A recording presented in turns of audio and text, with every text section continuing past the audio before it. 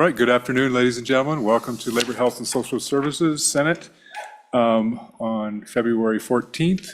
We're glad that you are here. We also understand we're being joined by quite a few folks who have indicated the interest in participating online. So we're going to be as efficient with our time. We will dispense of these two bills today, so we're not going to carry them over the weekend as we're getting bills stacked up in our drawer for next week. So I'm going to just remind everyone here that we'll make our comments go through the chairman.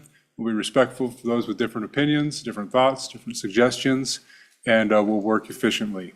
Part of that is I'm going to take a chairman's prerogative, and we're going to allow both of our sponsors to present their bills first, both bills, and then we'll take any agency comments, and then we'll go to public comments. You can make comments on either one or either bills. And then committee, when we're done with that, will take up the bills as appropriate. So out of respect for the speaker and his time, we'll let the speaker go first, present his bill, and then we'll go from there. Anything from the committee before we start? No? Senator Crum has a bill. He is absent for the moment. He has a bill up in front of a House committee, who I'm sure is going to do good work on his bill. And so he's excused for the time being. He probably will join us in just a little bit. So go ahead, Speaker Nyman, welcome. Thank you for being here. And if you would present your bill, House Bill 64, please proceed. Thank you, Mr. Chairman and members of the Senate Health Labor Committee. I appreciate the opportunity to be able to present today and be able to bring House Bill 64 to you, and would ask for your favorable consideration. Ladies and gentlemen, what I bring to you today is a bill that you actually saw last year. It was passed and ultimately vetoed. That was joined with actually the bill that's right behind me that you'll hear next. And we joined those bills together, and then they were ultimately vetoed by our governor later on. So this is that same bill with a couple of very small changes, but we'll just go ahead and get into it. The reason I bring you this bill, ladies and gentlemen, is because abortions are right now currently continuing on in the state of Wyoming, and chemical abortion is becoming the more favored choice of ending the life of the child. And so 63% is the information that I see right now as the current level of percentage of abortions that are accomplished through chemical means.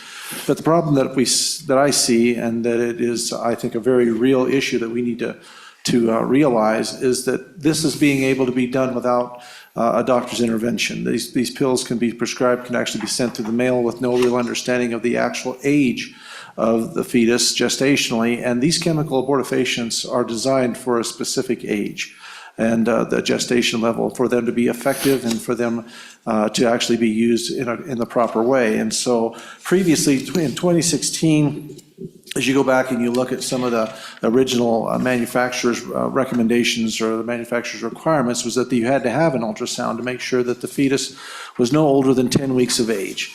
And so to be able to provide that abortion in a way that would not, I don't know how you would even say it, I guess just if there's not enough chemical there or for whatever means, to be able to basically end the life of the child as quickly as possible based on the design of the medication. Another issue that is also not being addressed, that is being addressed in this, I trust, and is not able to be fully understood, is if without an ultrasound to verify, the size and the location of the pregnancy, those are also things that can bring complications into that abortion. An ectopic pregnancy location is critical, and it's like I can even write 2021 based on incomplete and unreliable data. The FDA removed the in-person dispensing requirement for the sale of chemical abortion pills and allowed for the sale online. This is wrong, will only increase the danger to women, not to mention the children whose lives will be ended. The biggest thing is, and when we see it down here, chemical abortion is never medically approved when a woman has an ectopic pregnancy where the baby has implanted outside of the uterus due to the high risk of death. But selling chemicals by mail, and then that means abortion providers dole out chemical abortions without confirming whether the ectopic pregnancy even exists. Ectopic pregnancies occur in one in about every 50 pregnancies. So, and then also another point that in discussion and in research, about 20% actual conceptions in a miscarriage or a reabsorption. So another point, why would you want to unknowingly put a woman through those chemicals when her body is already in a position where the child is passed, and the need for that is unnecessary. So yet another reason why we would be saying that an ultrasound is a logical health concern and a health treatment, basically, to provide safety for the mother who chooses to provide this means, or to choose this means of ending the life of the child. And also, and I said in the testimony before, compassion for the child, in that we don't take these chemicals not realizing exactly how far along gestationally the child is. And so that's what it is. It boils down to asking that we would put a 48-hour requirement that you could not procure these or receive these drugs unless you had a certified ultrasound prior to that, making sure of the location, the size of the pregnancy, so that those chemicals can be dispensed in a way that doesn't create problems that I don't even want to, really go into it. I mean, from bleeding to the potential implications of the mother with having not had to have a required medical follow-up, or even having had medical pre-examination in order to determine these things. And so I've said this before and I'll say it again. I believe that this is a bill of compassion, not only for the child, that its life would be ended as quickly as possible, based on the size and weight of the baby, but also for the mother, to make sure that she's not going to be taking something that could potentially cause her great harm, and potentially even a life-ending situation where who knows, where we're taking these medications at home with no medical oversight. And so they're there to work through this situation and hope that everything was the way it should have been in order to make them work correctly. So going through the bill, briefly, you can see on page 3 is where it kind of gets into the requirement of this bill. It's not less than 48 hours before a pregnant woman procures the drugs or substances for a chemical abortion, or before a pharmacist or physician can dispense the drugs or substance necessary for the chemical abortion, that whichever is earlier, the pregnant woman shall receive an ultrasound in order to provide the pregnant woman the opportunity to view the active ultrasound of the unborn baby and to view the fetal heart motion. Now, we talked a little bit about this. That was an amendment we brought. It was not the heartbeat, but to be able to know that the child is alive and that it is of proper weight and length and size. And those are some measurements that they take by the size of the skull and femur lengths to make sure of the gestation and time. Another thing, you go down to line 15 of that same page, we need the date and time and place of the ultrasound, the physician who ordered or requested the ultrasound, the physician or technician who performed the ultrasound, making sure and verifying that it was an actual ultrasound of that pregnancy, of that woman that has decided to take this route, and just verifying it, that we don't have somebody send somebody a picture of an ultrasound of someone else and not actually knowing that it is actually this pregnancy. Again, ladies and gentlemen, chemicals were designed to be used up to 10 weeks gestation. And I'll show you this, and it's on my lapel. These are the actual size of the feet of a 10-week-old pregnancy. That's how small the child needs to be, so just for a basis of observation. How do we know this without an ultrasound? It is a matter of truly of life and death.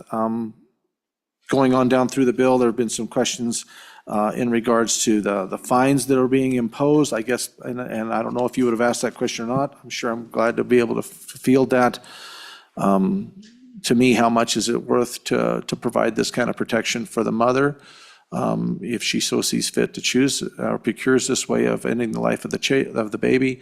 And how much suffering is it worth to put a child potentially through something where we don't know if that gestational age is correct?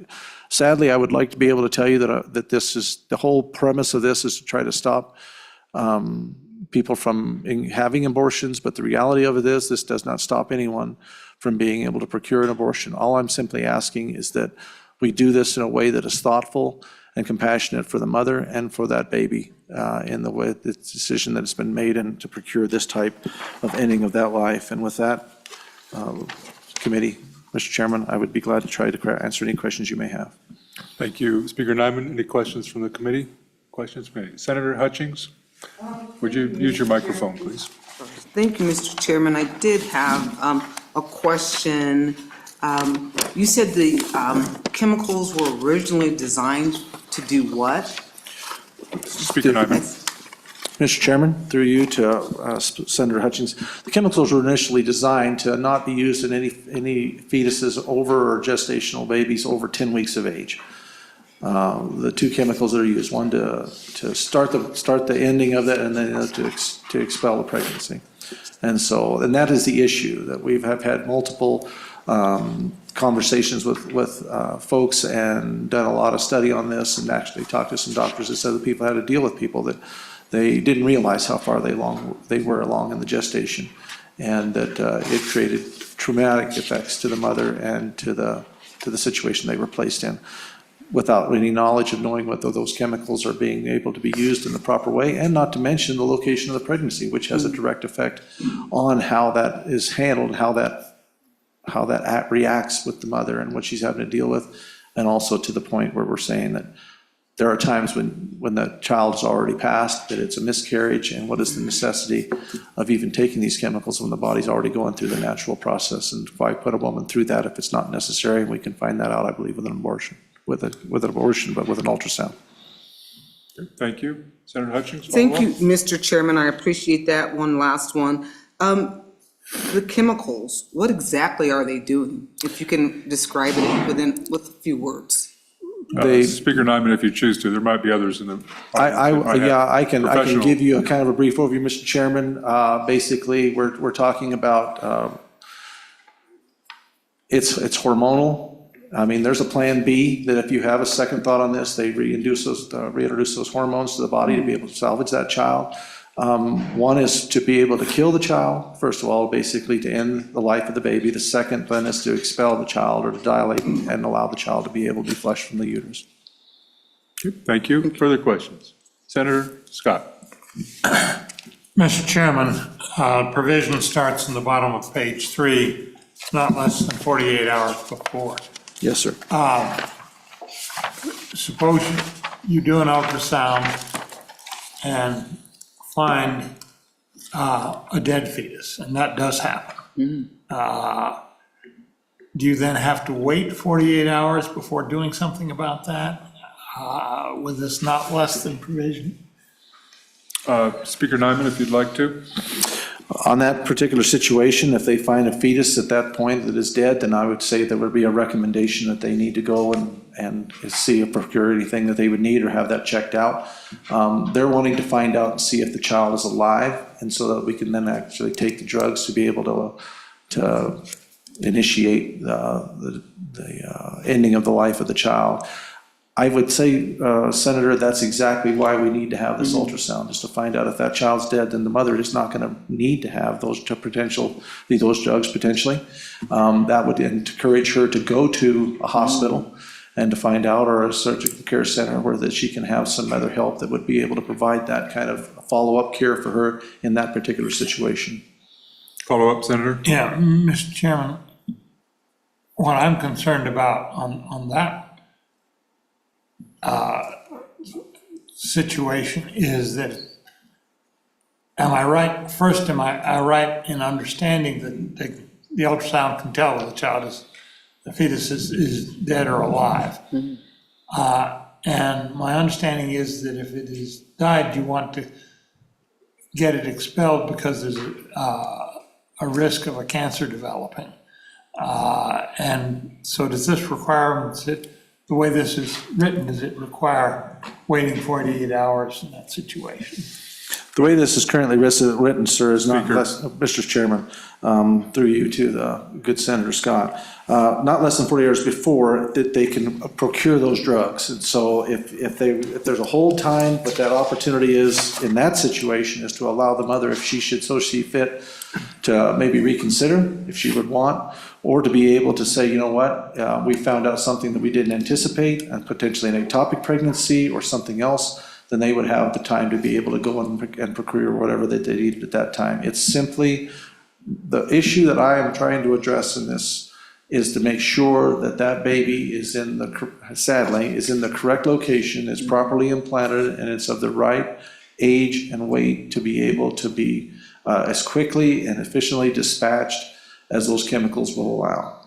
And so if there was a situation where they would find out that there was some other anomaly or anything in there, that would also be a part of this, where they would say, well, then how quickly can I, procure some type of an office visit or whatever to be able to move on with that. I found this out now, thankfully because of that.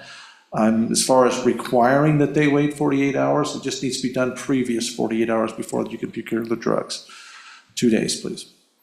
Thank you. So I think if you actually look at the definition of abortion, the bottom of page 2, lines 20 and 21. Yes, sir. There is some language there that might give some comfort that the circumstance that Senator Scott is describing is covered. I don't know that it actually gives full understanding of that, but I think that may be an effort, an attempt to try to address. And that's why we put those definitions there, good Chairman. Yeah, if that's what they find, then that can be taken care of. Thank you. Further questions? Further questions? One more. One more. Senator Hutchings. Thank you, Mr. Chairman. Speaker Nyman, just briefly, to me, this makes sense because the way I look at it, and maybe have read in the past, this gives a young lady a false sense, or taking the pills, give them a false sense of, I'm gonna get pregnant, I'm gonna take care of the baby, without really having full knowledge about what is going on with their bodies and with what this drug will do to them. Is that what you're seeing here? Go ahead, Speaker. Thank you, Mr. Chairman, through you to Senator Hutchings.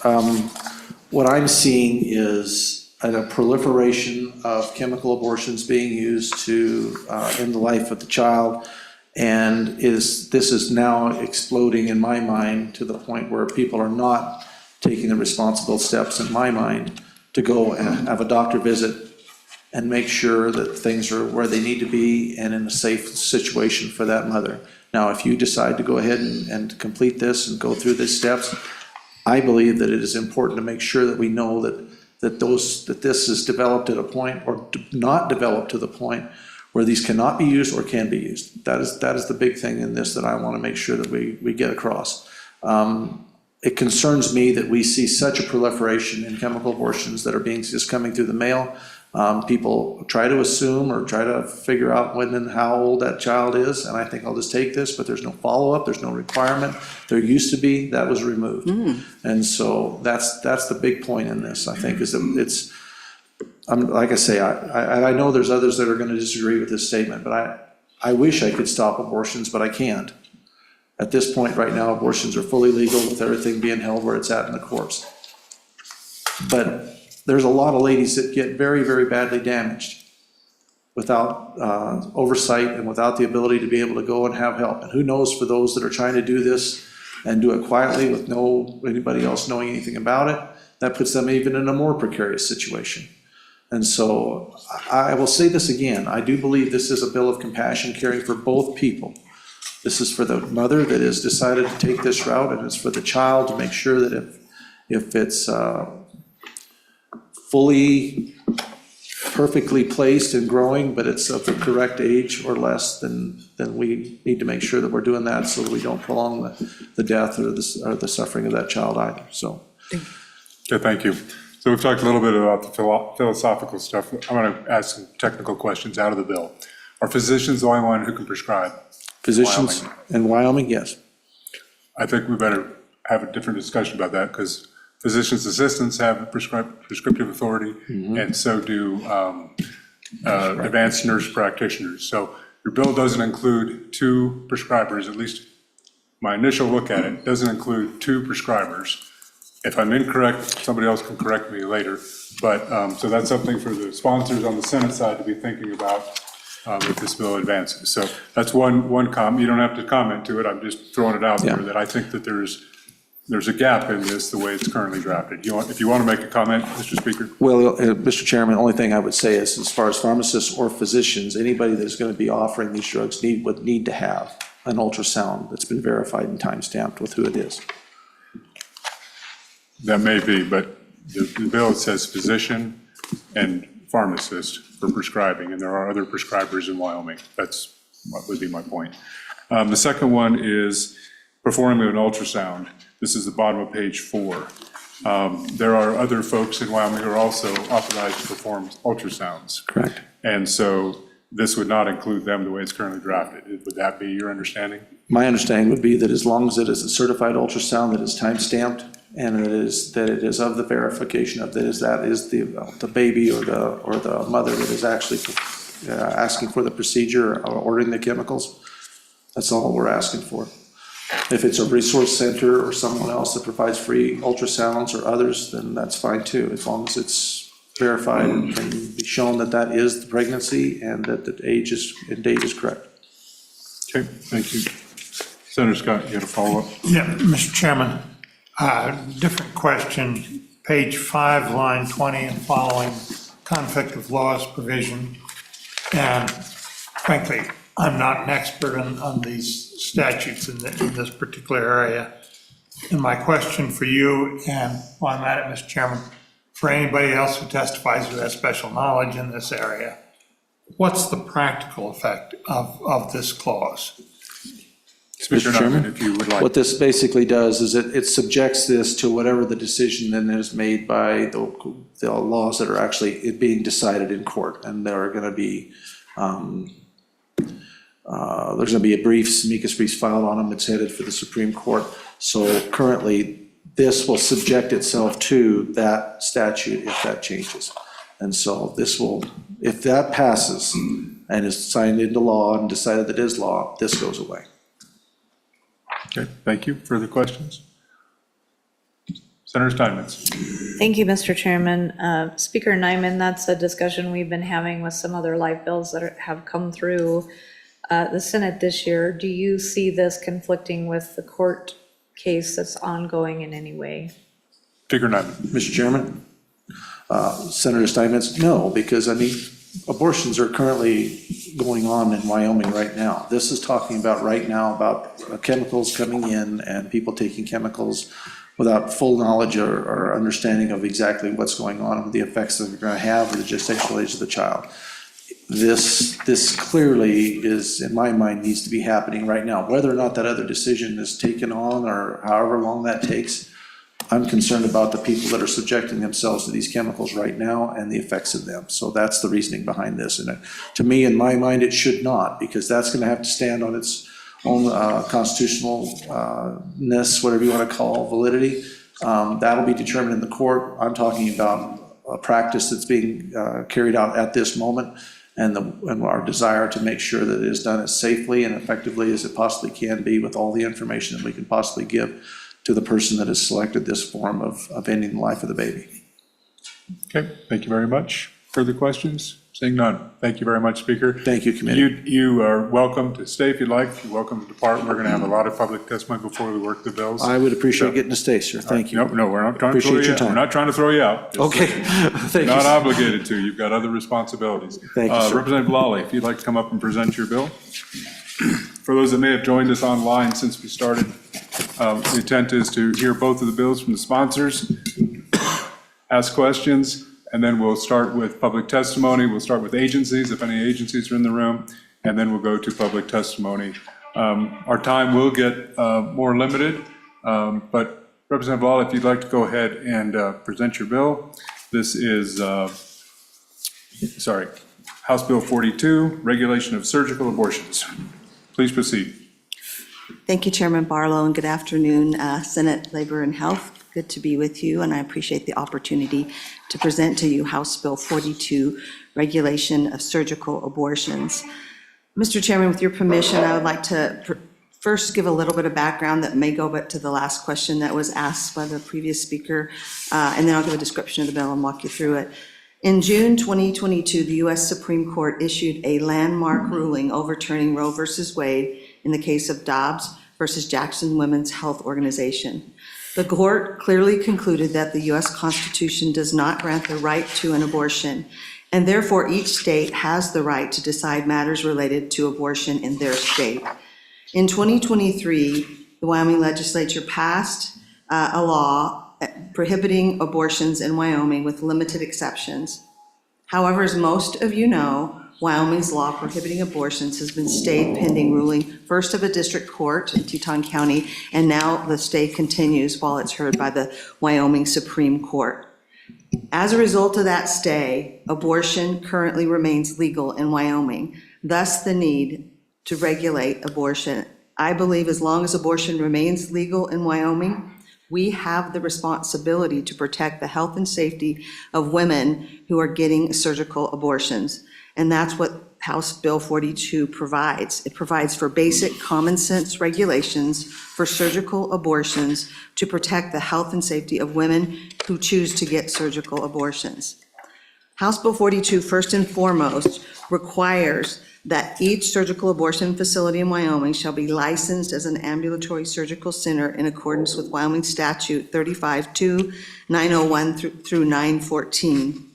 There's no question that the surgical abortion is the same type of medical procedure as other ambulatory surgeries.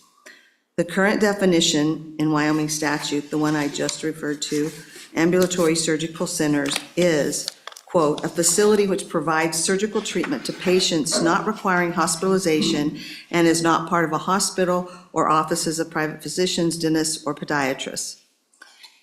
House Bill 42 amends this definition to add ambulatory surgical centers shall include any surgical abortion facility, and that's on page 9 of the bill. House Bill 42 also requires that surgical abortions be performed by doctors licensed in Wyoming, and that those doctors have admitting privileges at a hospital within 10 miles of a surgical abortion facility. This provision concerning the 10-mile limit or distance has to do with continuity of care. It's really, again, for the health and safety of women in the event that there is some kind of an emergency while the abortion is being performed. This continuity of care is important and necessary in such situations to address unexpected medical issues in a timely and effective manner.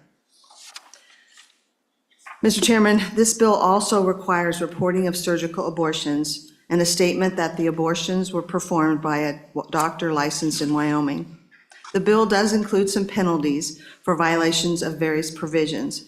They vary from a misdemeanor fine to a felony. The felony relates in particular to doctors doing abortions in Wyoming who are not licensed in Wyoming. Mr. Chairman, I'm ready to quickly walk through the bill with you and let you see where these various provisions are, and then I'll just close with a few comments. Again, we see beginning on page 2 definitions, and you'll see this definition of abortion that you see on page 2 beginning in line 7. It specifically exempts chemical abortions, because this bill, it's not that chemical abortions aren't abortions, but for purposes of this bill, chemical abortions are excluded because this bill is about regulation of surgical abortions. You'll see some other definitions of that are, I think, helpful to understand what this bill covers. If you go on to page 4, you will see again a definition specifically of surgical abortion. Then on page 5, again, surgical abortion facility. And then we begin into some of the regulation, and this is where you see on page 5, the essence of the regulation piece of this is that we say that surgical abortion facility shall be licensed as an ambulatory surgical center. So that's basically just bringing any surgical abortion, those that do surgical abortions in Wyoming, to come under the regulation as and meet the regulation of ambulatory care facilities. Again, that they comply with the rules of those in down bottom of page 5. On to page 6, the license isn't transferable. This is partially in regard to just making sure that if a facility is sold, that the department has a right and responsibility to come in and look at that again and re-license that facility.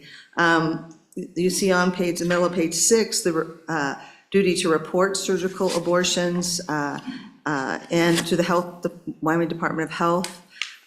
and also kind of certify, if you will, that they were performed by a doctor licensed in Wyoming. And then you see the provision I mentioned about the physician having admitting privileges, and then the violations and remedies there. There's a provision at the top of page 7, I'll just call your attention to. It actually begins at the bottom of page 6, but it's when there's a violation, that each day after the violation is a separate offense.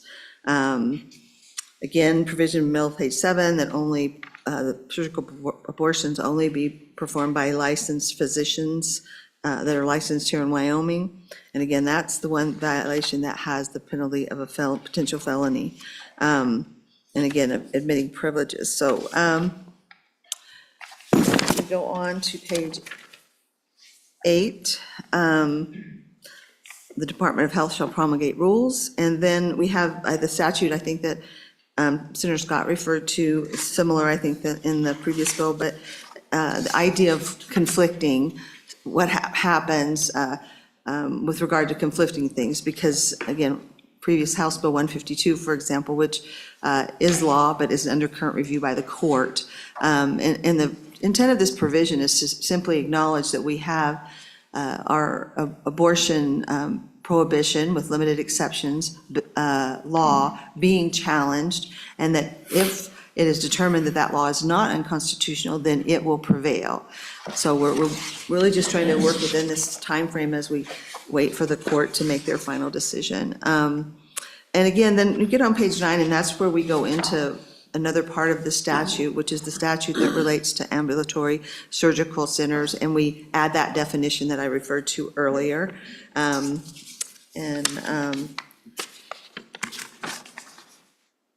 think that's about it. More promulgation of rules concerning that change in regulation to surgical abortion centers. And I will close by saying this, that I believe House Bill 42 provides for, and I'm going to quote this because it's actually out of a Fifth Circuit opinion, a typical set of health and safety standards for this type of medical procedure. 20 other states have adopted similar common sense health and safety regulations. You know, you may in the coming moments hear some arguments and statements made about that may limit the state's right to regulate things about target type bills and things like that. But I need you to understand that once Roe versus Wade was overturned in June of 2022, everything changed. Once there was no longer recognized, and I think correctly recognized, that there is not in our US Constitution a right to abortion, a whole body of law that had developed since the 70s under Roe versus Wade no longer apply. And so things like target bills, limited a right of the state to regulate, all of those concepts have gone away. And we are in a new era. We are in the new Dobbs era. And the states have ultimate authority over the issue of abortion in their state. That was the essence of the ruling in Dobbs. So I just would caution you to ask for dates of cases cited. I would caution you to think about, you know, whether or not that sounds like something that would be previous to June of 2022, because everything really did change in a substantial way as it concerns the state's right to regulate abortion. So with that, I will stand for questions. Thank you. Representative Lawley, questions? Senator Steinmetz. Thank you. Thank you, Mr. Chairman. Representative, I just had one question about the inspection every 3 years. Just wondered how that came about. Is that just how things operate now with other surgical facilities? If there's a page in line, would you? It is page 8, lines 13 through 15. Thank you. Representative Lawley. Thank you, Mr. Chairman. Yes, that is in line, as I recall, from this bill previously obviously passed and was vetoed by the governor, but that we went to the 3 years. I think it had been a shorter period in the original bill, but the department, that's when the department does the inspections for those ambulatory care centers. And so we went with the 3 year at the recommendation of the department, so. Okay, thank you. Further questions? Senator Hutchings. Thank you, Mr. Chairman. Representative Lawley, can anyone say, to your knowledge, that we're already doing this, we don't need this bill? Thank you. Representative Lawley. Well, thank you, Mr. Chairman. Senator Hutchings, anyone can say anything, literally. It is the decision of the Wyoming legislature what we feel our obligation is, and to provide for the health and safety of any woman who would choose a surgical abortion. That's our decision. Thank you. Further questions? Further questions? I'm going to make two comments, and these are for these bills pass out to work with the definitions in this bill are a little bit different than the other bill. And I know while they talk about as used in this article, we're going to have two articles potentially back to back in statute. They're going to have different definitions in them. For abortion, the first bill does not have intrauterine fetal demise. This one does. So the courts and other people are going to have to rely on these two. So I think some synchrony that if these both go through, some synchrony ought to be considered as if. The second thing I would query about is top of page 5. If I do the math correctly, if a facility does not do more than 3 first trimester abortions in any 1 month, they do not have this obligation. So that's 24 abortions first trimester a year, surgical, or 12 if they're second or third trimester. Is that accurate? Am I reading that correctly? Is that Representative Lawley? Mr. Chairman, thank you for that question. I overlooked that. I wanted to talk about that. And yes, I think you've done the math right, but let me give you the background of that. This was brought to me by pro-life doctors that understand that there are situations, particularly in that first trimester, where they need to perform an abortion for the safety of the mother, and usually in a doctor's office, they would do something to deal with that. So that was kind of requested as kind of an exception, because they're not really, these are things that aren't happening in a surgical abortion center. Okay, thank you. And with that in mind, I really do think you need to take a look at the definitions of abortion to accommodate for whatever that is that you're talking about. So thank you. Further questions from the committee? Further questions? Seeing none, thank you, Representative Lawley. Thank you. All right, I see the Department of Health is here, or disappeared. If there's any agencies that want to provide comment or any feedback to the committee, they're welcome to come forward.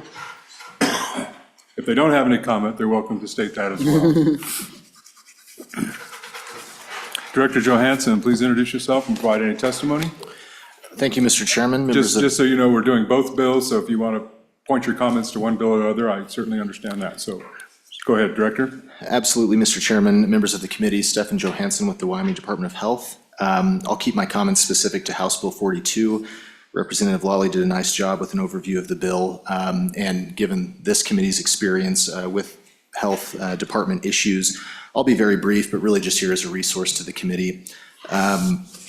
This, as you probably know, the regulations and the enforcement and compliance would run through my Office of Healthcare Licensing and Surveys.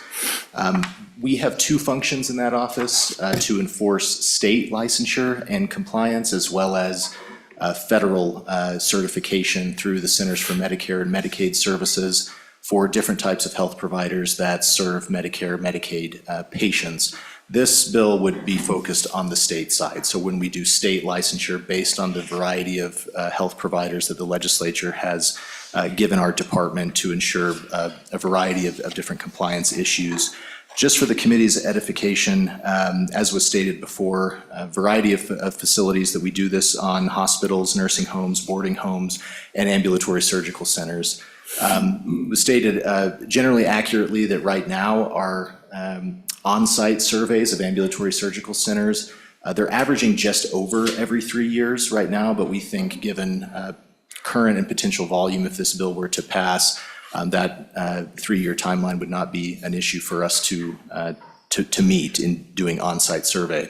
With state licensure, we also do annual licensure renewals, and there's a review generally that happens off-site based on information provided by that specific healthcare provider. So there's, again, a variety of functions that would be added here, but as we discussed on the House side, we don't believe at this time that additional resources in the Department of Health would be needed.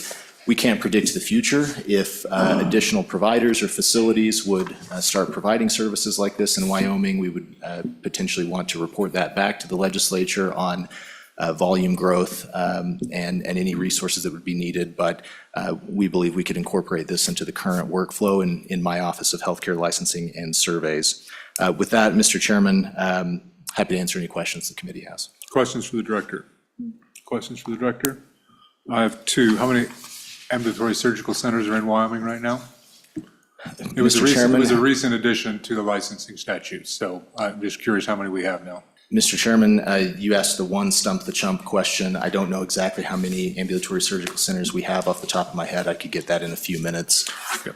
I'm sure someone is listening right now, texting you.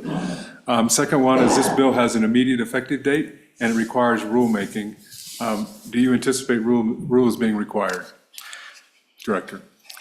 Mr. Chairman, certainly amendments to our rules would be required to add a component to the ambulatory surgical center provider type that we have in state licensure.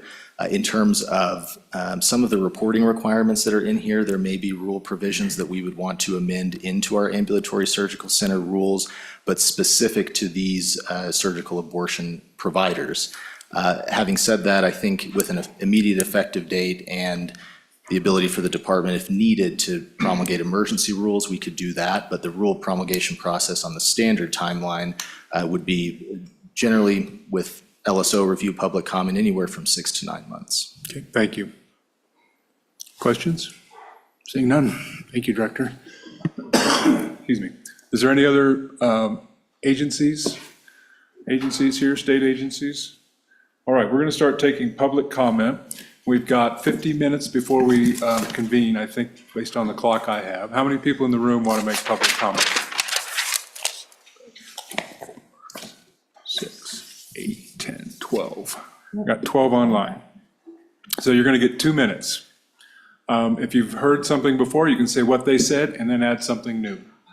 Like I said, let's see, 12 times 25, that's 25 people, 50 minutes. We're barely going to get this done. So please be brief. If you've heard it, you don't have to say it again. I want all 3 chairs filled up, and we're going to go through this.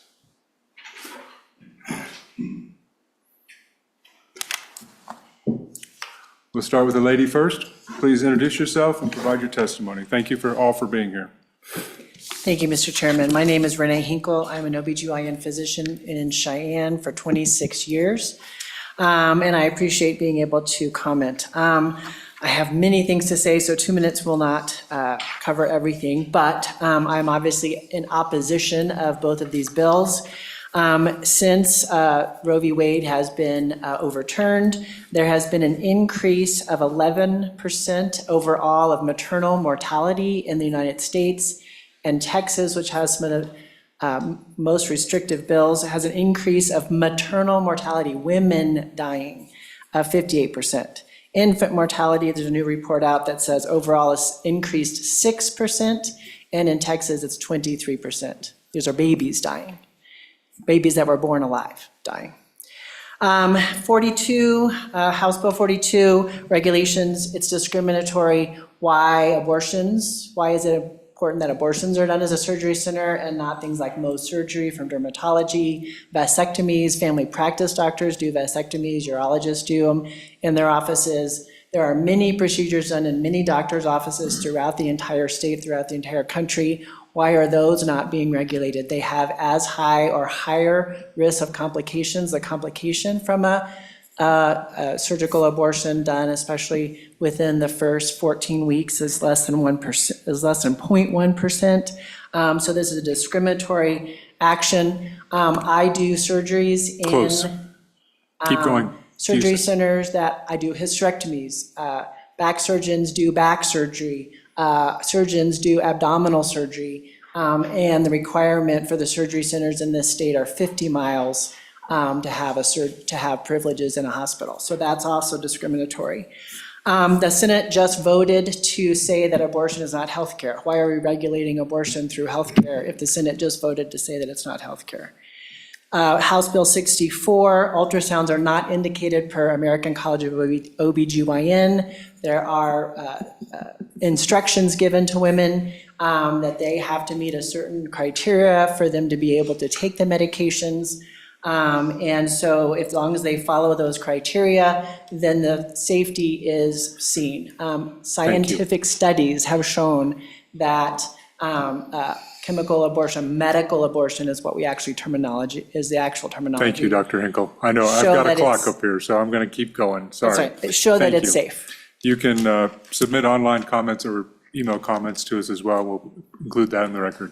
Go ahead, please, sir. I'm watching the clock, so you got a bit to go. Mr. Chairman, Bill Winnie from Sublette County. I first want to talk about House Bill 42, and I want to illuminate it from a somewhat different perspective. The Navy has had a long-standing policy that a pregnant woman cannot go to sea on a ship. And this includes even a ship that is switching berths in port. And I sat down when I got to my ship with 350 women on it, sat down with my head doctor and said, okay, what's up? He said very simply, there are some, admittedly rare, complications that can kill a woman in minutes. And so the proximity of emergency care is important. Okay, let me shift to 64. As our ability with technology grows, we seem to start losing our technology or our humanity. Bureaucracies define away things that are tough problems. In my view, that's what happened with Roe v. Wade. An abortion of a on-schedule, on-track, uncomplicated pregnancy is certainly not health care for that infant. So this bill does not prevent an abortion, but it says who's going to speak for the child. And I would note, I've heard in other testimony in similar venues that it is not radical to seek to protect the vulnerable. Subject to your questions, thank you. Thank you very much. You got 20 seconds to spare. Go ahead, sir. Please introduce yourself. Do I get his 20 seconds? No. My you do name is not. Ross Schriftman. I am the president of the Natrona County chapter of Wyoming Right to Life. We're in favor of both bills. We have the one abortion business in Wyoming, as far as I know. It is not discriminatory. Anybody can open an abortion business. Why is there only one? Because it's not a needed service in Wyoming. As far as the 10-mile requirement on the surgical abortion admitting, the abortion business is 2 blocks from our hospital. As far as the chemical abortion, ultrasound, there is 1 block away is our Pregnancy Resource Center that provides, and it's been in our community 37 years, has free ultrasounds, testing, consultations, a medical doctor, 5 nurses. The current abortion business, as far as I know, is not regulated. They do not call 911 when they hurt people. I have seen women injured, and I have reported it to authorities, which is being investigated. Why don't they report to 911? Why don't they call for an ambulance? They drive the women to the hospital. I've seen young women bent over. We do not need this situation in our state. Killing babies is bad for business. We're going to lose our businesses if we have less babies. We need more babies. We need more women and men to step up. And I support this bill. Thank you very much, Mr. Schrifton, right on time. We'll go to the lady in the middle, please. My name is Wendy Volk. I live here in Cheyenne. I'm a 5th-generation Wyoming Republican and businesswoman. I am proud to have been raised here in Wyoming, where everyone has autonomy and freedom to make personal health care decisions without government intrusion. This is a vision that is shared by the majority of our voters. I would also like to just tell you I am opposed to House Bill 64 and House Bill 42. I believe that Wyoming women, men, and their families are increasingly understand that pregnancy is complicated and to legislate at any point is not necessary. The pregnancy is private, not political. I would also point out that I have had a transvaginal ultrasound, and if you are not familiar with them, they are the length of your forearm from the tip of your finger, and it's not something I would want to see if it was necessary for someone who's a victim of rape or incest, especially if they're a minor, that we are doing this procedure. It is not appropriate. It is not a pleasant experience, and I would just say that there is also a cost that I don't think is being factored into the bill. A transvaginal ultrasound is $350 to $500. I think that's something the state should cover. If the state is going to have this type of governmental overreach, we should be funding that for our women of Wyoming. I would also like to just add that bodily autonomy is a fundamental human right that empowers individuals to make informed decisions about their own bodies and health. It is essential to respect and protect this right to promote equality, empowerment, and human dignity. I will just add to that, I also would appreciate all of your willingness to defend our constitutional freedoms against government overreach. Thank you. Thank you, Ms. Volk. Appreciate you. Go ahead, dear. Thank you, Mr. Chairman and honorable members of the committee. My name is Emma Laurent. I am down from Sheridan today to testify on behalf of Wyoming United for Freedom. I'm opposed to both HB 42 and HB 64, but I will comment directly on HB 64. Forcing non-medically needed vaginal ultrasounds on women seeking medication abortions in the early gestation stage of pregnancy is not only a coercive act to guilt women into keeping pregnancies, but discriminates against women by stripping us of our bodily autonomy and the social compact that we, as an entire gender, can make our own healthcare decisions. Anything less is an admittance that you believe Wyoming women are second-class citizens. But if you are in fact to believe that women are full citizens, I ask you to consider some of the following ideas to create a more equitable bill. Before undergoing a vasectomy, would-be fathers will be required by law to view their sperm count 48 hours before the procedure. But seeing as we've equated 48 hours to one potential life, and a healthy man has anywhere between 39 to 920 million swimmers, we will need to extend this time to 44,544,000,000 days, or to break it down to just a little over 102 million, 44 million years, to break it down to 120 million days. But because we want to make sure that we're being thoughtful and compassionate to these would-be fathers, we should probably just ban vasectomies altogether. And because we don't want to put any other potential life at risk, it'd be more equitable to ban male ejaculation unless a man's penis is consensually inserted into a vagina, just to ensure that not a single swimming sperm can grow up to make snow angels. You may think I'm being ridiculous, but the government would never put those regressive and barbaric restrictions on men. So why would we put them on who Speaker Nyman refers to as the ladies? Thank you. Perfect timing. Thank you, Emily. No, we're going on. Please. Yeah, good afternoon, Chairman Barlow and committee members. I'm Megan Hayes. I'm an attorney in private practice, and I'm the chair of Pro-Choice Wyoming, which is a statewide reproductive freedom organization that opposes House Bill 64. This bill is a thinly veiled attempt to ban abortion in Wyoming. It embodies government overreach at its most intrusive level by interfering with an individual's right to make his or her own healthcare decisions. Wyoming's Constitution explicitly protects the right of every competent adult to make their own healthcare decisions. This provision was added by a vote of the people that passed by large favorable majorities in every county. There is nothing in the broad, explicit language of that constitutional provision that limits its application to the Affordable Care Act. Article 1, Section 38 specifically directs the state of Wyoming to preserve these rights from undue governmental infringement. House Bill 64 aggressively infringes on a person's right to make their own healthcare decisions by forcing individuals to have an invasive transvaginal ultrasound. There is no other government-mandated medical procedure that so violently assaults a woman's bodily autonomy.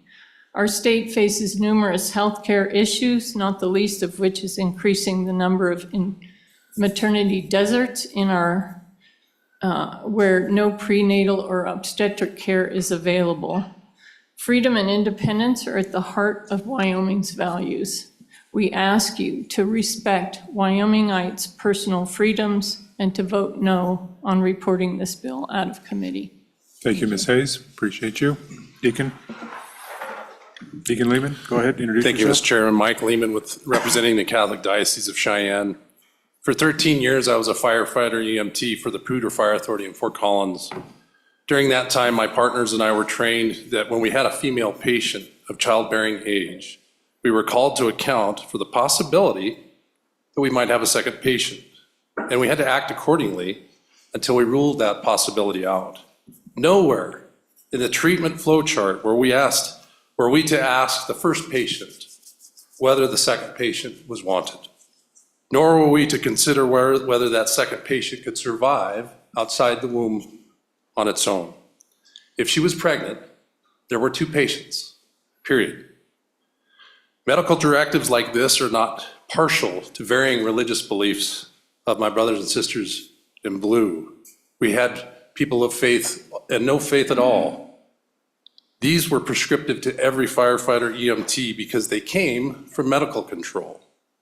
Being negligent of this or any other medical directive would put a firefighter's career at risk, damage the department's reputation, and expose the department and the city to lawsuits. Now imagine being a healthcare provider, a professional in the ER.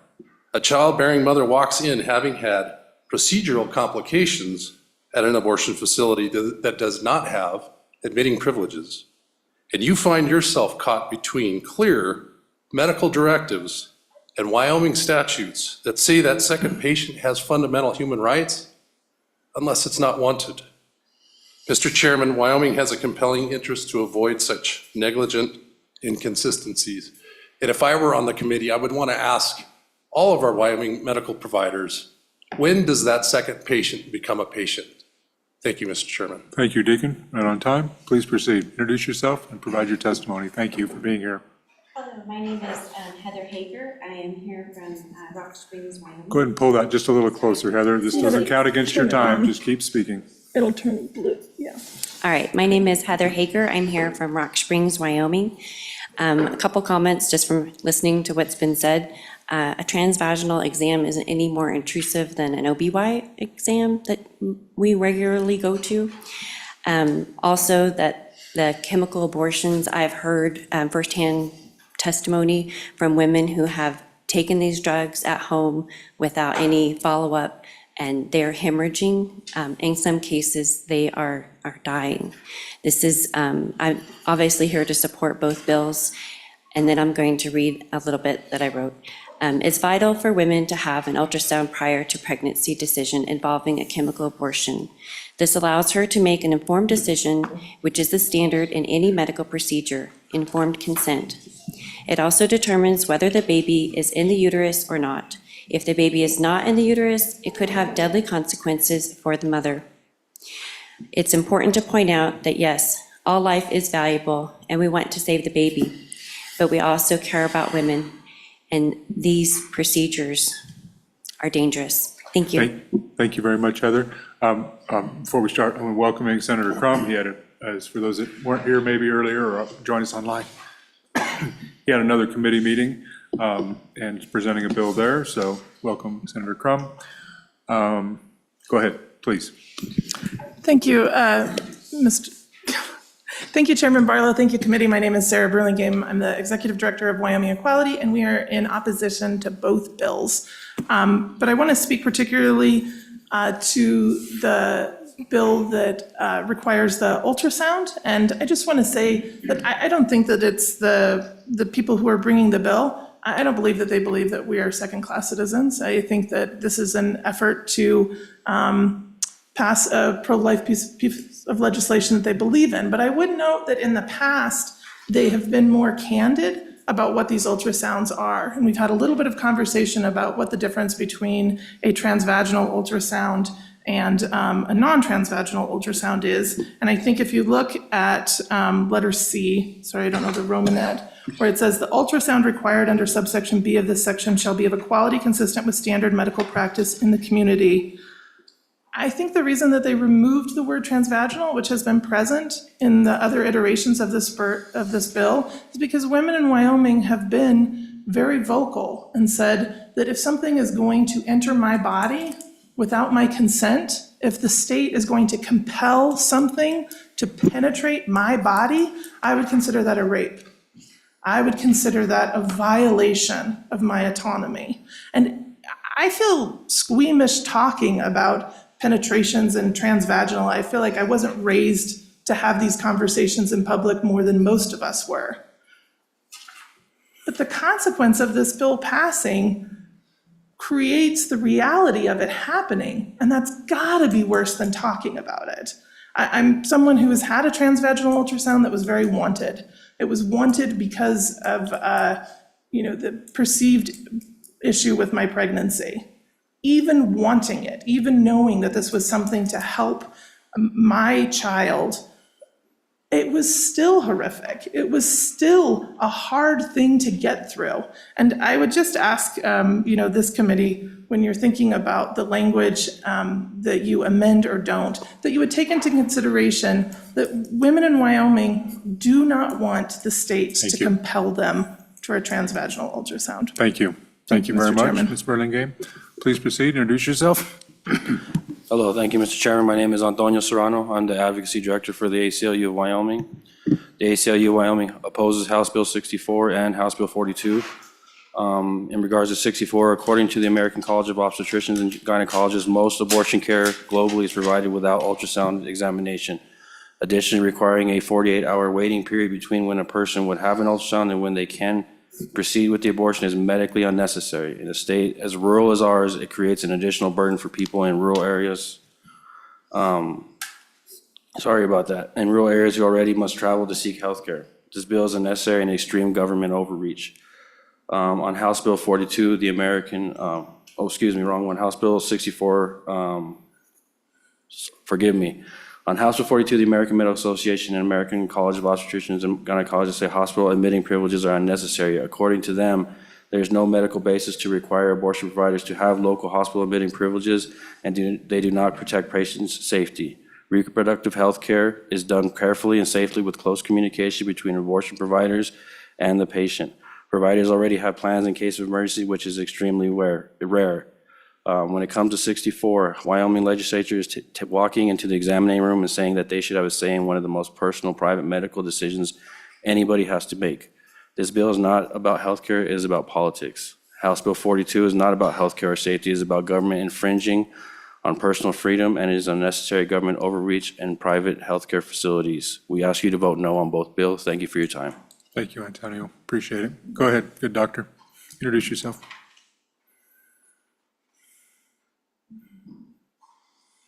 Anybody else in the room wants to speak? Come take a chair, and we're going to go online as soon as these two gentlemen are done. Go ahead, please. Thank you, Mr. Chairman and members of the committee.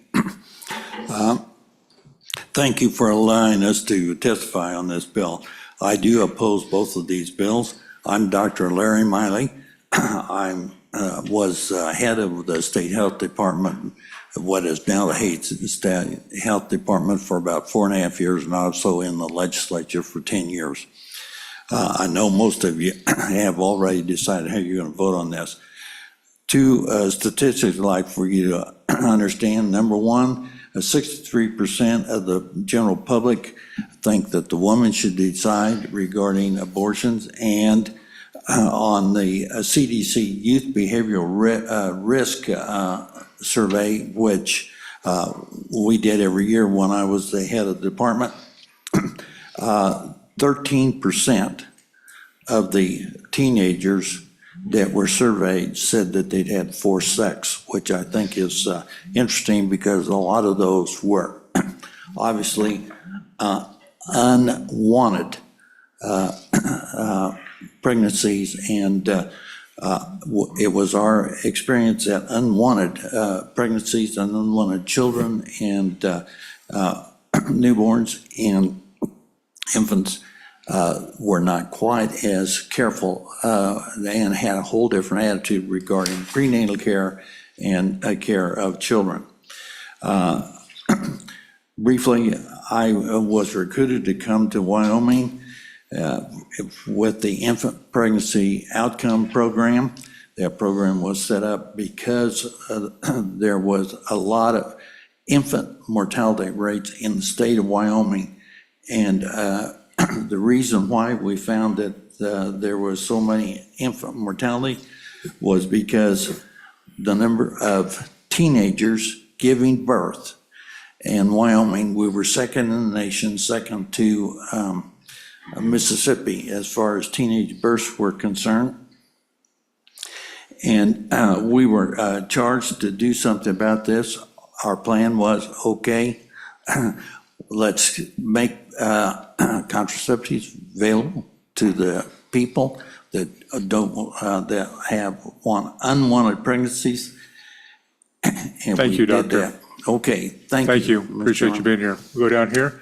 Does anybody else in the room, please come up and fill the chair, and then we're going to cut off in the room, and we're going to go online. Go ahead, sir.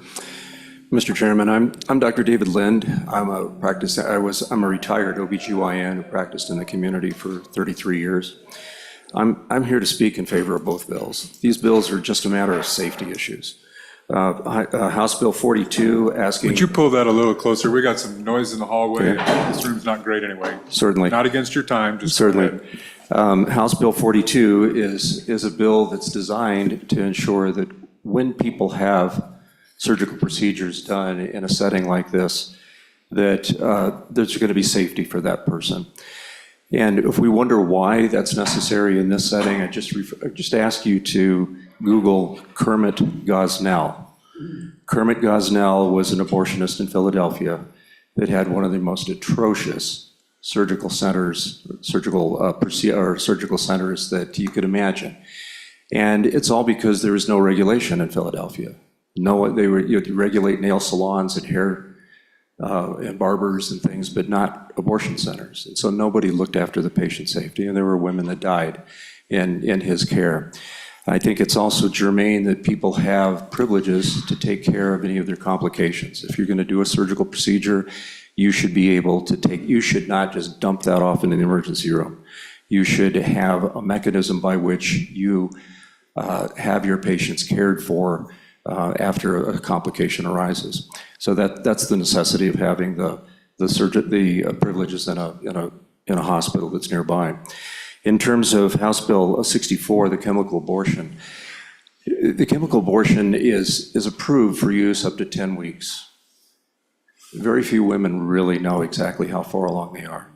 If we allow the pills to be dispensed, especially by pharmacists or non-clinical providers that don't know how to assess a gestational age, we could be doing damage to babies that don't successfully abort. Thank you. Thank you, Doctor. Sorry, I am looking at the clock, trying to be fair to everybody. Mr. Slagle, I appreciate your comments. Keep going. Alan Slagle, Weston County, Wyoming.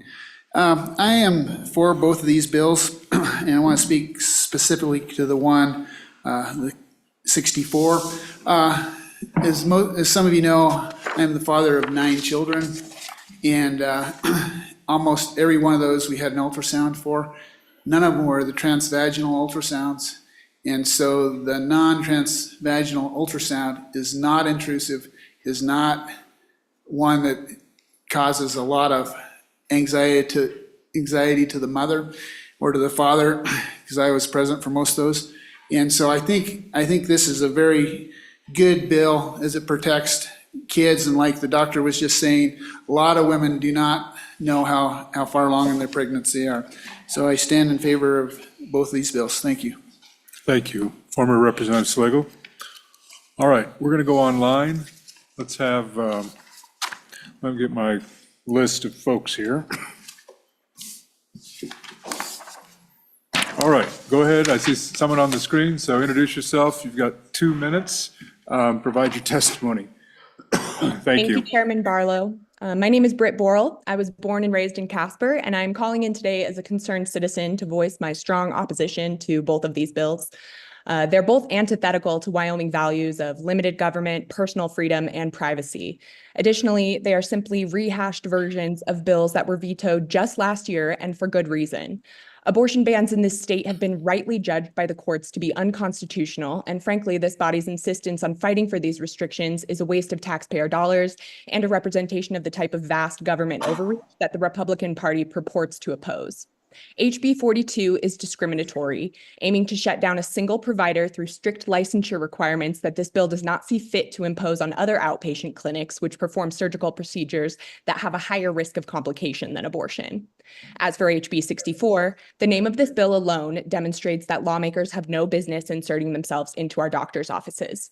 Chemical abortion is a nomenclature adopted by this body, not the medical profession. If the American College of Obstetricians and Gynecologists does not see invasive transvaginal ultrasounds as medically necessary to provide medication abortions, then who are lawmakers to override their professional medical opinion? There are much less invasive methods of dating a pregnancy that are medical standard and already in use. Medication abortions have been administered safely for decades, and this bill is a transparent attempt to demonize a practice that has saved countless women's lives. Please understand that when you attack one aspect of reproductive health care, you are actively harming the health outcomes of women across the board. We are already facing a crisis in rural maternity care in this state, and we need only look to our neighbor to the west to see how restrictive abortion bans and regulations have pushed nearly a quarter of practicing OBGYNs out of Idaho. Thank you, Brett. Lose any more Thank you, Brett. providers. We appreciate you. Thank you. Next, please. Go ahead and introduce yourself.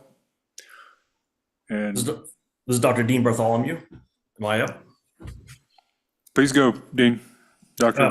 Family physician here in Powell, Wyoming. I'm speaking in favor of both these bills. Number one, on the surgical center, I think we could clarify this quite a bit by asking of our two OBGYNs in the room there as to why we perform DNCs for first and second trimester missed abortions. I believe these are performed always in surgical centers or in operating rooms and not in their OBGYN clinics. And I believe that's for safety reasons. And I would ask them to, if they would be able to maybe. You're not asking questions, you're giving testimony. Go ahead, doctor. Okay.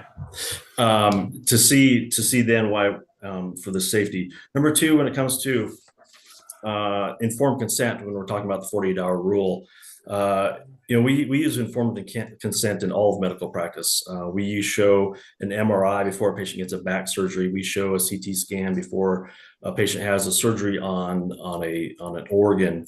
In the same way, we're being accused of using an ultrasound to trick the patient, but really, when we're using an ultrasound to show a pregnant woman, where the fetus, or in this case, an embryo would be located, and two, to show what the viability of the embryo is, showing the heart rate. It gives them a full informed consent, and they have the chance to think that through instead of making a rushed decision. And so I stand in favor of both these bills. Thank you.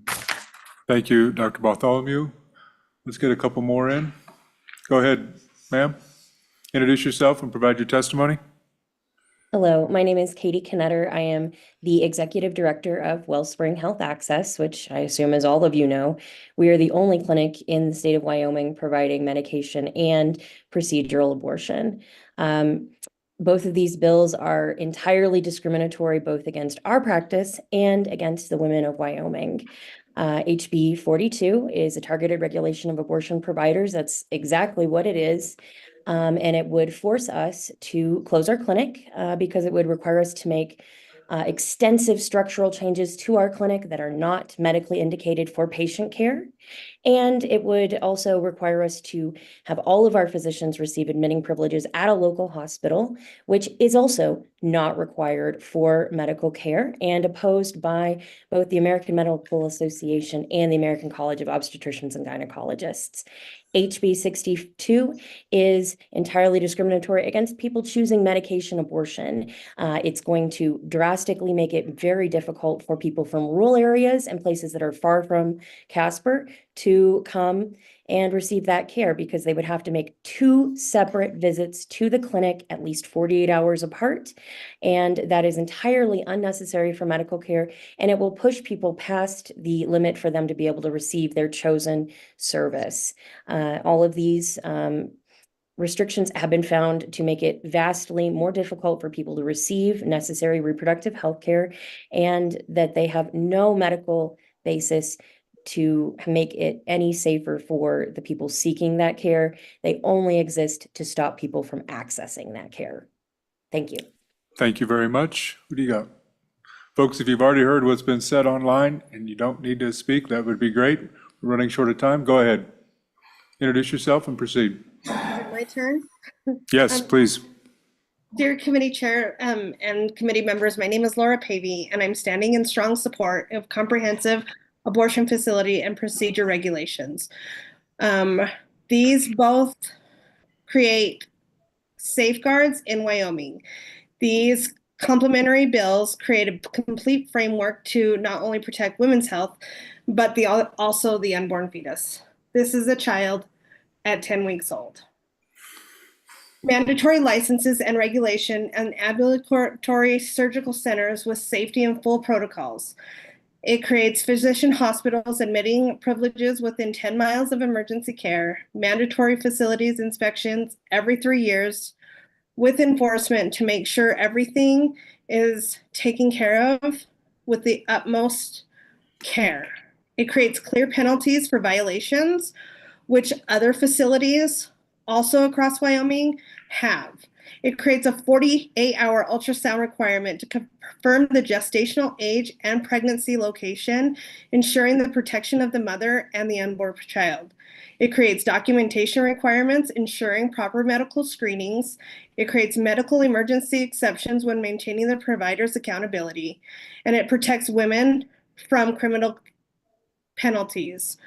I will yield back my time and urge you to vote yes on both of these bills. Thank you so much for your time. Thank you, Ms. Pavey. Next. Hello, my name's Christine Lichtenfels, and I live in Lander, and I'm the executive director of Chelsea's Fund. And I'm sorry, I'm at an airport, so there may be some other stuff coming through.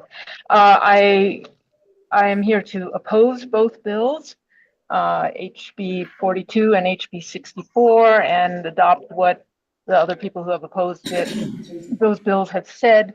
A couple other notes that I'll add is, there have been studies just in 2024 showing that the telehealth medication abortion where there aren't ultrasounds done are just as safe as those where there is an in-clinic and there are ultrasounds done. It's because doctors ask questions, the patients answer, and they come to the right answer. So there isn't a safety reason that makes it unreasonable and unnecessary, which will make it unconstitutional. I question why we trust doctors to make decisions about open heart surgery without the legislature making all sorts of rules, and yet they don't allow very safe medication abortion to go on without being overly regulated here. A note, transvaginal ultrasounds are required because of the age of the embryo or fetus. When it's that small, that's when you need a transvaginal ultrasound as opposed to an abdominal ultrasound. As I noted in my comments previously that I wrote in, Utah had similarly addressed this a few years ago and realized this was inappropriate to require this. Thank you, ma'am.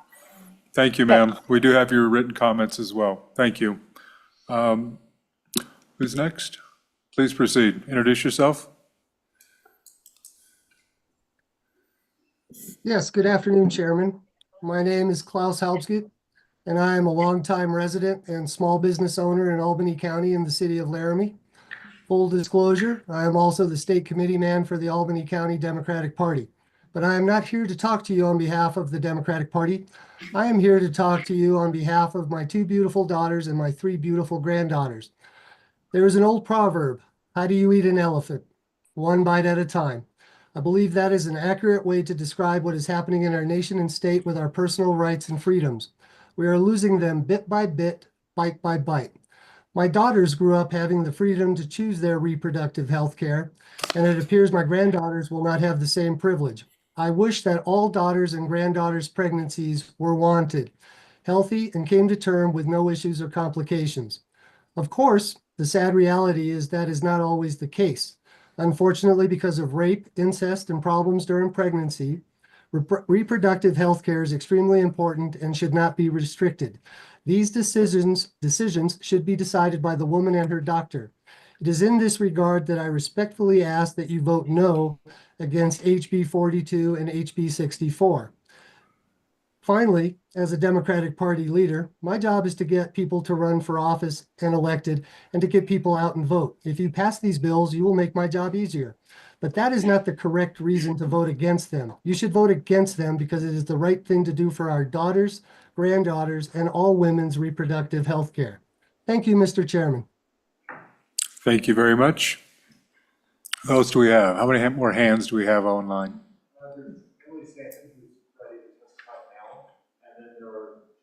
Okay, so we have 3 more online, and then we're going to close public testimony. Emily Stanton, are you available? Yes. Please proceed. Yes, thank you. I appreciate the time, Senator. I'm here to testify against both of these bills. They are both in contradiction with the American Medical Association and the American College of Obstetricians and Gynecologists. Because both of these bills are in contradiction with the recommendation of both of these bodies, it is clear that this is personally motivated, it's politically motivated, and it's religiously motivated. I believe that Wyoming has lost its way when thinking about the spirit of American freedom and religious freedom. Religious freedom means that we all have the right to make our own choices for our own families and our own healthcare guided by our own principles. It does not mean that we approach our legislators and ask them to make laws and rules for everybody else in the state based on our own religious feelings. Please leave these decisions to women and their doctors. Trust the American Medical Association. Trust the American College of Obstetricians and Gynecologists to make these decisions with their patients and keep our religions in our own homes. Thank you.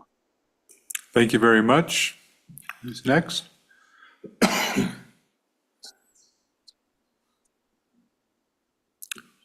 have 2 more online.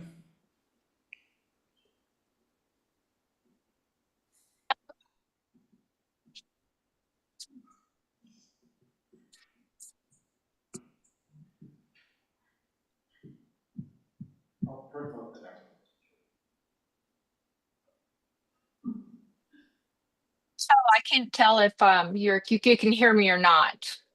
Yes, so we can. Please proceed. Okay, Introduce sure, yourself. thank you. My name is Gail Laurent, and I am a native of Sheridan, Wyoming, and I am testifying against both HB 64 and HB 42. Specifically, HB 42 is an unnecessary and dehumanizing bill. You know as well as I do that this bill is merely extending right-wing ideology regarding reproductive health care, of which abortion is a necessary part. HB it would impose a dehumanizing procedure, likely transvaginal. It is not exaggerating to say that this is a state-sanctioned rape and further promotes government interference in a state that likes to be known for its small government mindset, all to simply view a cell cluster and make a difficult decision more difficult than it already is. This slate of legislators do not seem to remember that Wyoming voters passed the Healthcare Freedom Amendment to the Wyoming Constitution, which says, stay out of our healthcare decisions. We have not changed our minds. Both bills will do nothing to lessen the number of abortions in Wyoming. It will just be less safe and continue to drive Wyoming citizens away, including much needed healthcare providers. Who wants to live in a state where women are treated as second-class citizens? The University of Wyoming's enrollment keeps going down. This is one reason why. 2 things can be true at once. A Wyoming conservative who wants less government regulation can also understand that a woman must be able to make her own reproductive health care decisions. Abortion is healthcare. We are not Idaho or Texas yet. The majority of Wyoming voters did not vote for this. Thank you, Mr. Gail. Chairman. Thank you, Ms. Thank Laurent. you. Is there a last person online? Yes. Please introduce yourself.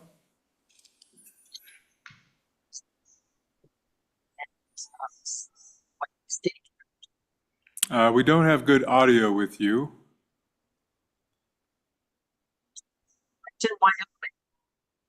And I'm adamant against both of these bills because the 10th Amendment says that all competent adults are entitled to make their own medical decisions. And these bills say that you don't think women are competent adults. We expect to be treated like competent adults. So please vote them both down. Thank you. We didn't get your name at the very beginning. Would you mind providing that for us, please? Marcy Shaver. Thank you, Marcy. So it's all online that have their hands extended? All right. Are they wanting to be heard or not? Because if they, all right, keep going. I've notified the floor that we're going to be running late. 2 minutes.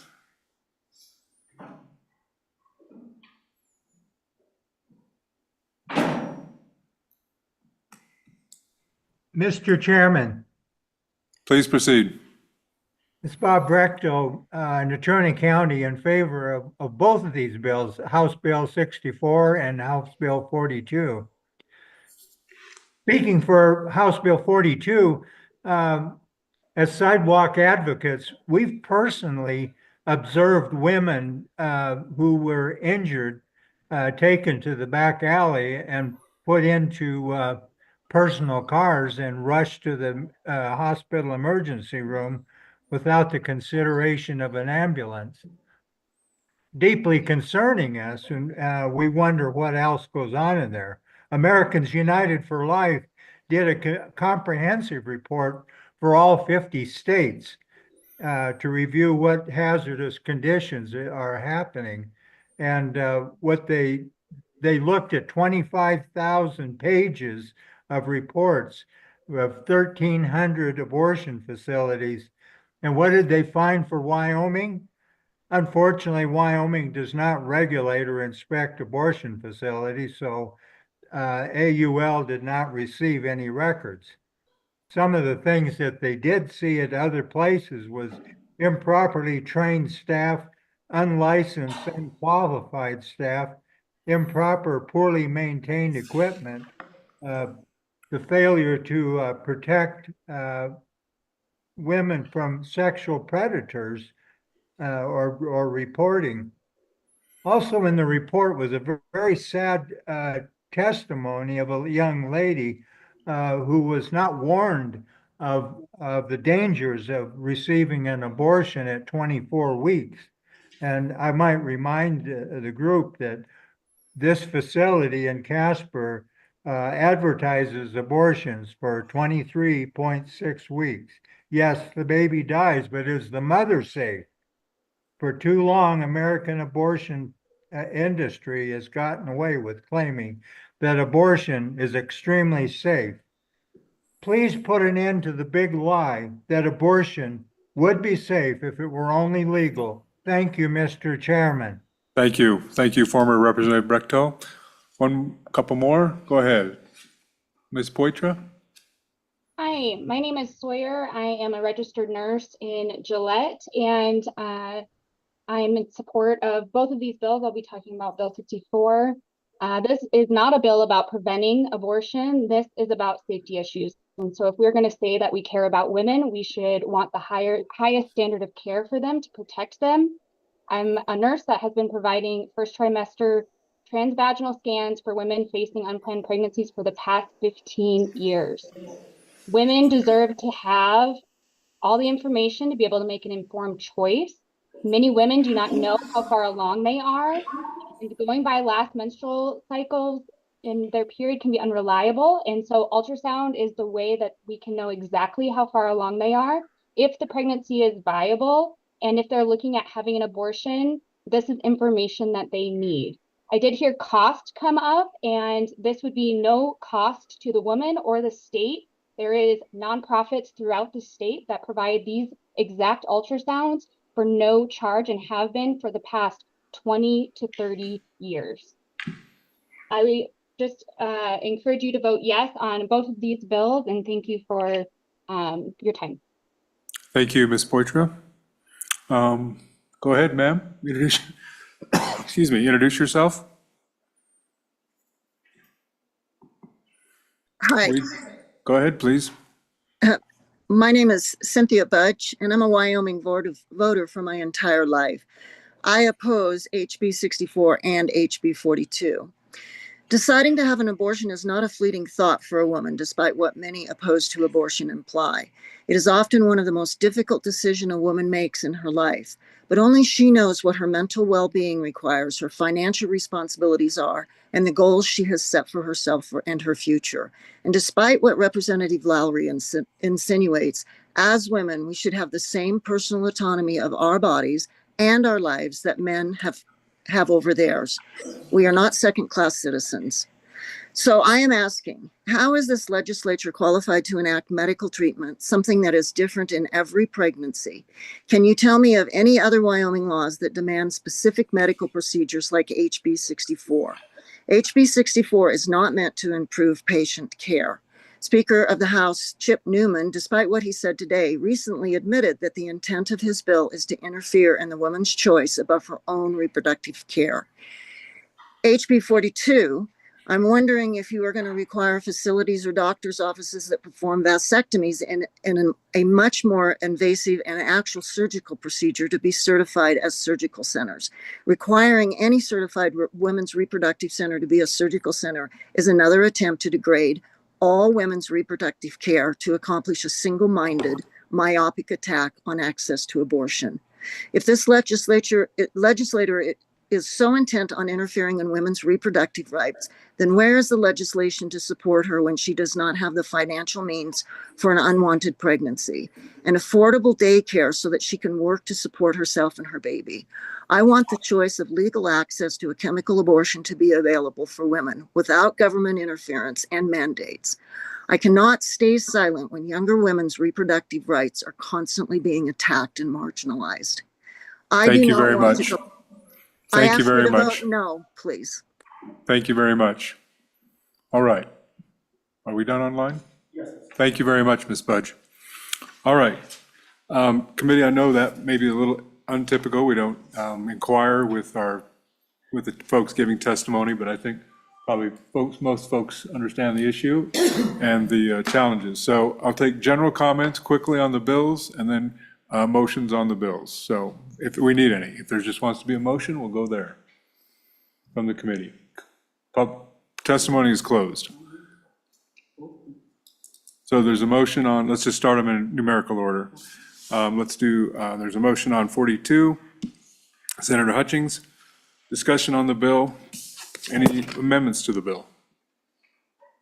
Question. Question on the bill, please. Oh, You did mention that there might be some issues, but I think we can deal with that later. yeah, I'll make a general comment. I think that the proponents of the bill should take a look at the definitions, and let's at least have you folks decide if you want some consistency between the bills. So go ahead, call the roll on House Bill 42, regulation of surgical abortions. This is a roll call vote for Senate File 42, or House Bill 42. Senator Crum? Aye. Senator Hutchings? Aye. Senator Scott? No. Senator Steinmetz? Aye. Chairman Barlow? Aye. Mr. Chairman, that is 4 aye and 1 no. Thank you very much. We have two of the sponsors here for that bill, so you will arm wrestle, sort out what you want to do there. All right, we have another bill before us, House Bill 64. Moved by Steinmetz. Discussion on the bill. I'll make the same comment about that. I'll also make a comment on both bills about the effective date. We just passed a bill out that has a little different effective date, so the bringers of the bills may want to think about that. Senator Hutchings, comments? You did mention something about the physician, the physician, PA, and maybe certified nurse midwives and nurse practitioners to prescribe medications. That could be something we can deal with too a little later if you'd like. Okay, well, that's up to We'll talk to them. sponsors. All right, further discussion on the bill? Seeing Senator Crum. Yeah, two things, or really just one. I did, on page 4, line 2, I'm not sure this is the exact right place for this, but I'd like to talk about maybe putting an amendment in here that says something about it doesn't require a transvaginal ultrasound, that an ultrasound Do you want to doesn't. make that a motion for today, or do you want to bring it as a committee of the whole if it should pass out? I would make that motion today, that it would not include, it, it can be optional, I don't know how to write that, but, if they chose to do it, great. If the woman chose to do it, that's fine, but it wouldn't be a requirement to have a transvaginal ultrasound. Discussion on the proposed amendment. I think it is top of page 4, line 4, potentially 5, or 2, excuse me. Line 2. Go ahead, I'm sorry. Thank you, Mr. Chair. I did hear something to the effect that maybe the transvaginal would give them information based on its size that the other one wouldn't. That'd be something to dive into, maybe figure out if that's the case, if it is. So there's a motion to add to limit this or to make transvaginal optional. And I'll work with the sponsor or the maker of the motion to try to find the right spot for that. So conceptually, further discussion on it, further discussion, all those in favor say aye. Aye. Those opposed, no. No. And the chairman votes no. So not because I don't think there's a place to do it, I just want it to be more precise if we're going to take an amendment to the floor. Further discussion on 64. Further discussion? Seeing none, please call the roll on House Bill 64, chemical abortions, ultrasound requirement. This is a roll call vote for House Bill 64. Senator Crum? Aye. Senator Hutchings? Aye. Senator Scott? No. Senator Steinmetz? Aye. Chairman Barlow? Aye. Mr. Chairman, that is 4 aye and 1 no. Again, one of the sponsors is on this bill, and thank you for your time today, folks. Thank you for those online that are participating. Next week, just for the committee, we don't have a meeting because we're not convening on Monday. We will be convening on Wednesday, and we will hear the price transparency bill. I don't recall the bill number, but that'll be the single bill for that day. Thank you.